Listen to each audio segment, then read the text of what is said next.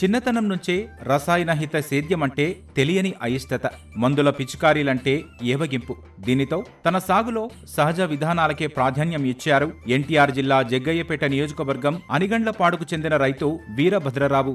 అలా మొదలైన సేంద్రియ విధానాన్ని కొత్త పుంతలు తొక్కిస్తూ గత 14 ఏళ్లుగా సహజ సిద్ధ పంటలు పండిస్తున్నారు. ప్రస్తుతం 4 ఎకరాల్లో మిర్చిని సాగు చేశారు. మిర్చిలో మొక్కజొన్న, బంతి, వెల్లుల్లి, పెసర, కొత్తిమీర అంతరగా వేశారు.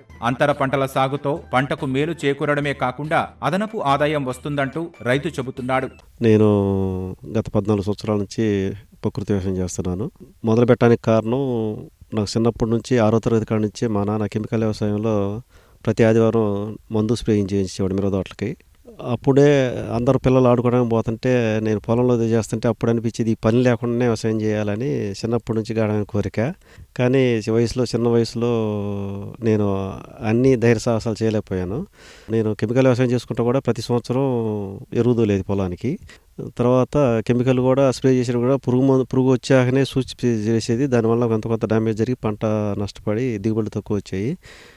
అయినా కూడా ఆ పద్ధతి అయితే మానలేదు. మా నాన్న మాగాడి మందు కొట్టొచ్చేవారంటే కొట్టొచ్చారని చెప్పాను. ఎప్పుడు కొట్టినట్టు ఊరి పోయిన రోజు కొట్టిన అబద్ధం చెప్పేది, కొట్టకుండా ఉండేవాడిని. అలా నాకు కెమికల్ మీద అంత ద్వేషభావం ఉండేది ఫస్ట్ నుంచి. తర్వాత సేంద్రీయ వ్యవసాయం చేయాలని బలమైన గాఢమైన కోరిక ఉండేది. కానీ ఆ ఎరువు తోలే పొలానికి వ్యవసాయం చేయాలి అనేది అంతవరకే తెలుసు మనకి. న్యూస్ పేపర్లో చూసాము, ఒక ఆవుతోనే 30 ఎకరాల వ్యవసాయం చూసాను. పాలేకర్ గారిది పేపర్లో వార్త రాగానే చూసాము. దాని శిక్షణా శిబిరానికి 2012లో తిరుపతిలో కార్యక్రమం జరిగింది. దానికి హాజరయ్యి చిన్న కాడి నుంచి ఈ రోజు వరకు కూడా కెమికల్ అనేది మన చేత్తో ముట్టుకోలేదు, మా పొలానికి వాడలేదు. కొంచెం ఫస్ట్లో తడబాటు గురయ్యాము. పంట ఫెయిల్ కావటం, పక్క మట్టి రైతులు ఎగతాళిగా మాట్లాడటం. ఎప్పుడైతే వాళ్ళు అలా మాట్లాడారో మనకి వెనకదాడుకు ఇదే చేయాలి, ఇదే పండించాలి, ఇదే సాధించాలని బలంగా నాటుకుపోయింది. అప్పటి నుంచి ఎంత కష్టమైనా అది ఇష్టంగానే చేసుకుంటూ వచ్చాము.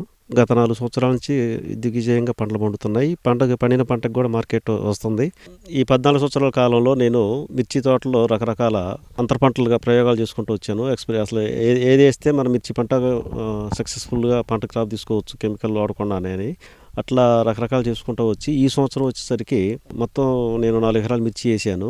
ఈ 4 ఎకరాల్లోనూ 30% అంతర పంటలుగా వదిలిపెట్టాను, 70% మెయిన్ క్రాప్గా వేసాను. ఈ 30%లో వచ్చేసి స్వీట్ కార్న్ వేసాను, బంతి వేసాము, ఉల్లిపాయ వేసాము, వెల్లుల్లి వేసాము, పెసర వేసాము. కొన్నేమో మిత్ర పురుగులకు ఆకర్షణగా పనిచేస్తాయి, కొన్నేమో శత్రు పురుగులు పారదోలటానికి పనిచేస్తాయి. రక్షక పంటగా చుట్టూరు జొన్న పెట్టాము.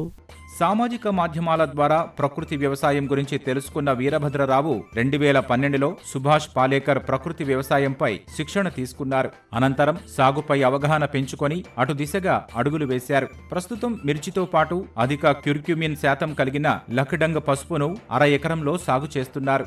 శుద్ధికి బీజామృతం చేస్తాము. తర్వాత వేసవిలోనే ఘనజీవామృతం తయారు చేస్తాము. వేసవిలో తయారు చేసి ఎకరానికి 10 క్వింటాల సుమారు 70 ఎరువుతో కలిపి వెళ్తాము. పంట వేసిన తర్వాత మన నీటి తడినప్పుడు జీవామృతం వాడుతున్నాం.